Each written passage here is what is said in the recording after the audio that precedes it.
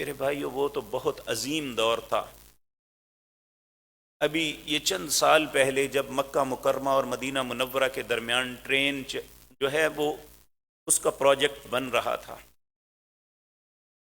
ایک بدو دیہاتی عرب روزانہ اپنے گھر سے بے شمار لوگوں کا کھانا پکا کے لاتا، ان مزدوروں کو دیتا جو چائنیز تھے، بے دین دہریے تھے، بڑے سے لے کر چھوٹے تک جتنے اس کے ایریے میں کام کرنے والے تھے روزانہ کھانا کھلا کے چلا جاتا۔ ایک دن، 2 دن، 10 دن، مہینہ، 2 مہینے، ایک دن ان سب نے بیٹھ کے مشورہ کیا کہ اس سے پوچھو اسے ہم سے کام کیا ہے۔ انہوں نے ترجمان کے ذریعے بات کی کہ ہم سے کیا کام ہے تمہیں؟ کہنے لگا کوئی کام نہیں، میرے نبی کا فرمان ہے کہ تم ان لوگوں کا جو مہمان ہیں، جو پردیسی ہیں، آنے والے، انہیں کھانا کھلاؤ۔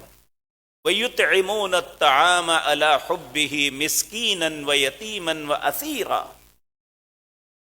کہ میں صرف اللہ کی رضا کے لیے تمہیں کھلاتا ہوں۔ تو وہ 1000 کے قریب لوگ تھے جو اس بات سے متاثر ہوئے، اور انہوں نے کہا اگر اسلام یہ دین ہے اور یہ سبق دیتا ہے تو ہم سب مسلمان ہوتے۔ وہ کسی میڈیا کو نظر نہیں آیا، دنیا کے کسی چینل نے یہ نشر نہیں کیا، کیونکہ یہ اسلام کا حسن تھا۔ آج کے ابو جہل، آج کے عبداللہ بن ابی جیسے منافق بیٹھے ہوئے، چاہے وہ مسلمانوں کے چینل پہ ہیں یا کفار کے چینل پہ، اسلام پہ حرف آتا ہو تو 4 گھنٹے کی یہ ٹاک کرتے ہیں اور اسلام پہ اعتراض اٹھاتے ہیں۔